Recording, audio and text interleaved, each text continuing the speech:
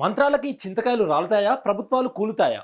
ఏంటి ఈ విషయం ఇప్పుడెందుకు ప్రస్తావిస్తున్నా అని ఆశ్చర్యపోతున్నారా? ఎస్, ఎందుకంటే రాష్ట్ర రాజకీయాల్లో ఇప్పుడు క్షుద్ర పూజలు అదేవిధంగా తాంత్రిక మంత్రాలే హాట్ టాపిక్ గా మారుతున్నాయి. మాజీ మంత్రి హరీష్ రావు ఈ మధ్య క్షుద్ర పూజలపైన ప్రత్యేక దృష్టి పెట్టారంటూ కాంగ్రెస్ లో ఉన్నటువంటి కొందరు కీలక నాయకులు చెప్తున్నారు. మరి ముఖ్యంగా ఇటు అద్దంకి దయాకరే కానీ లేకపోతే సామ రామ్మోహన్ రెడ్డి గారే కానీ వీళ్ళిద్దరూ కూడా ఈ మధ్య మాజీ మంత్రి హరీష్ రావు గారు ఇతర రాష్ట్రాలకు వెళ్ళి అక్కడ క్షుద్ర పూజలు చేస్తున్నారంటూ ఆరోపిస్తున్నారు. ప్రత్యేకంగా కూడా మనం మాట్లాడుకుంటే తెలంగాణ రాష్ట్రంలో కాంగ్రెస్ ప్రభుత్వం గద్దె దించాలని రైతులు అదేవిధంగా ప్రజలు పూర్తిగా కూడా నష్టపోవాలంటూ కూడా హరీష్ రావు క్షుద్ర పూజలపైన ప్రత్యేక దృష్టి పెట్టారంటూ కూడా వీళ్ళు చెప్తున్నారు. ఎందుకంటే మనం చూస్తూ ఉన్నాం గత కొంతకాలంగా కూడా హరీష్ రావు చేస్తున్నటువంటి వ్యాఖ్యలు అదేవిధంగా కాంగ్రెస్ ప్రభుత్వం చేస్తున్నటువంటి వ్యాఖ్యలు చాలా హాట్ టాపిక్ గా మారుతూ వస్తున్నాయి. సో ఈ రాజకీయ ఆరోపణలు కాస్త క్షుద్ర పూజలు మూఢనమ్మకాల దాకా వెళ్ళిందంటే పరిస్థితి ఏ విధంగా ఉందో ఊహించుకోవచ్చు. కాకపోతే ఇక్కడ ఒక్క విషయం మనం చర్చించుకోవాలి.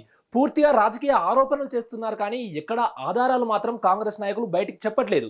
ఎందుకంటే సాధారణంగా ఇలాంటి ఆరోపణలు చేసినప్పుడు ఈ సమయానికి ఈ రాష్ట్రంలో ఈ మంత్రి ఉన్నాడు, లేకపోతే ఈ వ్యక్తి ఉన్నాడు, అక్కడ ఇది చేశారు అంటూ ఏదో ఒక ఆధారాలు లేకపోతే ఫోటోలు, ప్రయాణానికి సంబంధించినటువంటి పత్రాలు ఏవో ఒకటి చూపించాలి.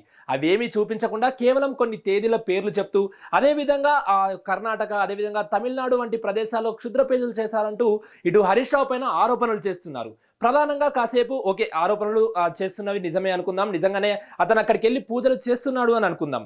ఒకవేళ ఎవరైనా మంత్రి అంటే మాజీ మంత్రి కానీ లేకపోతే ప్రజానాయకుడు ఎవరైనా కూడా సాధారణంగా ఇతర రాష్ట్రాలకు వెళ్ళి ఆధ్యాత్మికంగా ఏమైనా పూజలు చేస్తే నిజంగా దాన్ని ఈ విధంగా చిత్రీకరించడం ఎంతవరకు కరెక్ట్ అనుకోవచ్చు? ఎందుకంటే సాధారణంగా చాలా మంది రాజకీయ నాయకులు పూజలు చేస్తూ ఉంటారు. సో ఖచ్చితంగా రైతులు నష్టపోవాలి, ప్రజలు నష్టపోవాలి, పూర్తిగా రాష్ట్రంలో ఉన్నటువంటి ప్రభుత్వము గద్దె దిగాలి అని కేవలం ఆ ఒక్క ఉద్దేశంతో ఎందుకు అలా చేయాల్సి వస్తుందంటూ కూడా ఇటు టీఆర్ఎస్ సంబంధించినటువంటి కొందరు గ్రౌండ్ లెవెల్లో కార్యకర్తలు చెప్తున్న పరిస్థితి అయితే స్పష్టంగా కనిపిస్తా ఉంది. సాధారణంగా మనం ఒకప్పుడు ఈ మూఢనమ్మకాలను ఊర్లలో అదేవిధంగా ఇల్లిటరేట్ పీపుల్ ఎవరైతే చదువు రాని వాళ్ళు ఎక్కువగా మాట్లాడటం మనం చూస్తుంటాం. కాకపోతే ఇప్పుడు రాష్ట్ర ప్రత్యేక హోదాల్లో ఉండి ఒకరు ప్రతిపక్ష హోదాలో ఉన్నారు, అదేవిధంగా ఒకరు అధికార పక్షంలో పెద్ద పెద్ద మంత్రులుగా ఉన్నారు, అదేవిధంగా కొంతమంది అయితే ఇటు ఇప్పుడు సామోహన్ రెడ్డిని తీసుకున్నా కూడా సామోహన్ రెడ్డి ఏకంగా పూర్తిగా మీడియా కవరేజ్ పూర్తిగా కాంగ్రెస్ కి సంబంధించినటువంటి వ్యవహారాలు ఆయనే చూసుకుంటూ ఉంటారు. సో వాళ్ళు ఇలాంటి ఆరోపణలు చేయడం ఎంతవరకు కరెక్ట్ అంటూ కూడా నెటిజన్లు ఈ మధ్య ఫైర్ అవుతున్న పరిస్థితి కనిపిస్తా ఉంది. ఒకవేళ నిజంగానే వాళ్ళు అలా చేస్తే ఎవరైతే హరీష్ రావు ఇప్పుడు ఇతర రాష్ట్రాలకు వెళ్ళి క్షుద్ర పూజలు చేశారంటూ కాంగ్రెస్ నాయకులు చెప్తున్నారు కదా, అది ఒకవేళ నిజమే అయితే ఆ పత్రాలు దానికి సంబంధించినటువంటి ఆధారాలు బయట పెడితే ఖచ్చితంగా అవి నిజమని ప్రజలు కనీసం 1% అయినా నమ్మే ఛాన్స్ ఉంటుంది.